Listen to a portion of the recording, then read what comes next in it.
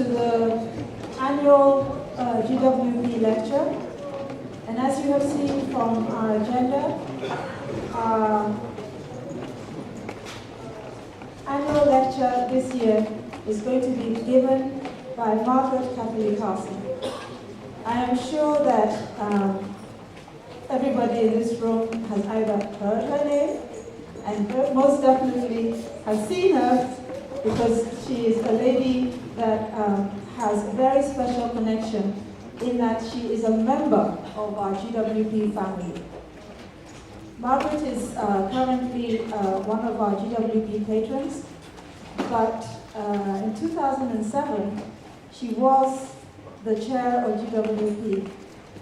And the little steps forward that you have heard about today and have been hearing about have been possible because of the foundation that she and all of you who are working with her, as well as her predecessor, the foundation that they built in this wonderful partnership that we call a family. So it's a real pleasure for me to welcome my successor to speak to us this afternoon. If you want to know her CV, it's in the book. We don't need to talk about that. We're just happy that you're here, man. Yeah, thank you very much. Thank you. Thank you.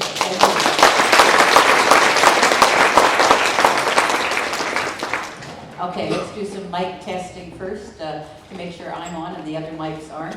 Everything good? Like the people at the back of the room? Yeah, good. You're back and you're awake and everything. This is wonderful.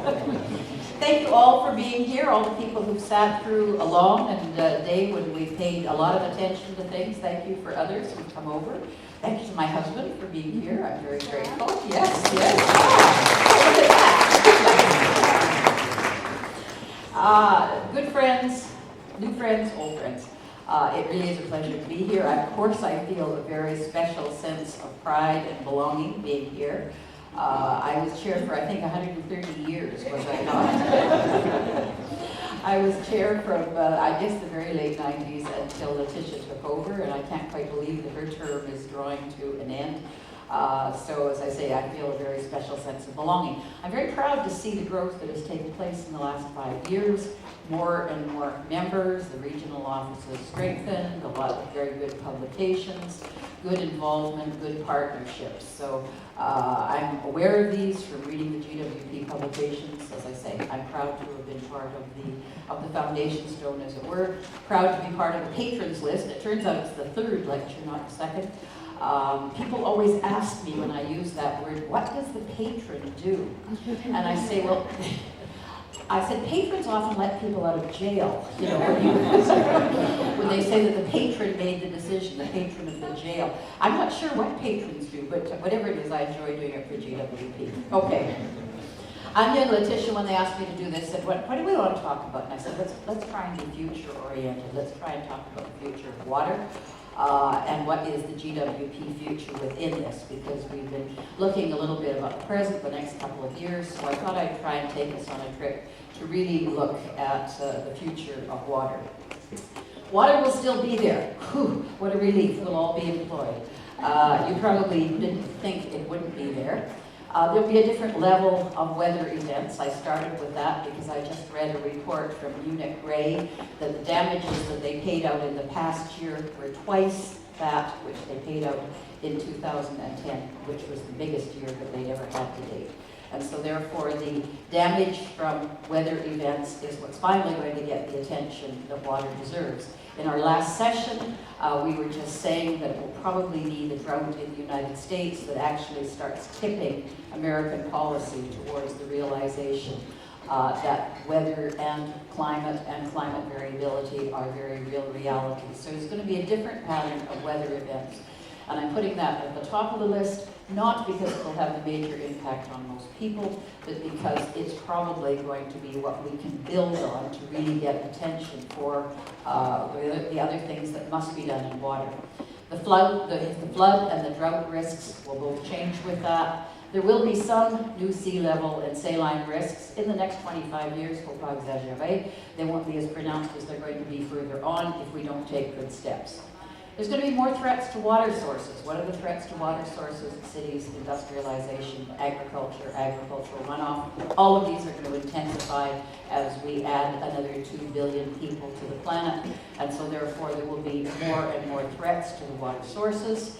Groundwater will also, and therefore, be a major focus area. I'm glad to see GWP moving a little bit into exploring how they can make linkages to be useful on groundwater issues. The per person availability, which is given stable water sources in areas and increasing population, how much is actually available for the needs of each person in far too many areas of the world. The per person availability of water in the next 20 years is going to go down, down, down. And that is, of course, the major potential source of instability. When there's less water per person, don't think to drink a glass of water doesn't take that much. But think in terms of agriculture, think in terms of industry, think in terms just of the water, the sense of insecurity that goes by when the stream, the common stream starts to decrease, when the lake goes down, Lake Chad, etc. The per person availability is going down, and the situation will be much tougher to manage in the next 20 years. I'm using a couple of really good, I steal every slide here. So if you recognize your own, you can stand up and say, that's mine. This one was stolen from the United States intelligence community because I think it showed something very, very well. And the one on the upper right-hand, upper left-hand corner is the situation today, and the other one is the situation in only those brief 25 years. This obviously, to be red, to be orange, to be yellow is not an enviable state. You're already moving into a water insecure situation in terms of the food that those areas would like to raise, in terms of the activities they would like to take on.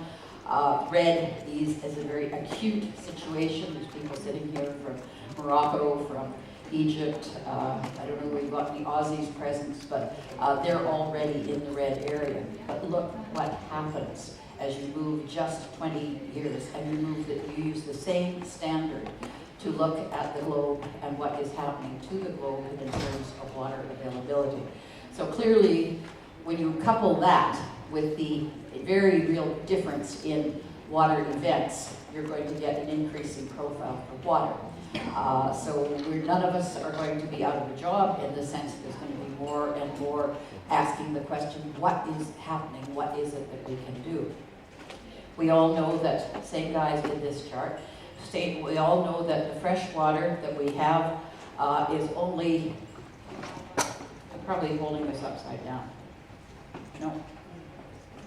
There, whoopsie. Go back. Right. Okay. I think we're up.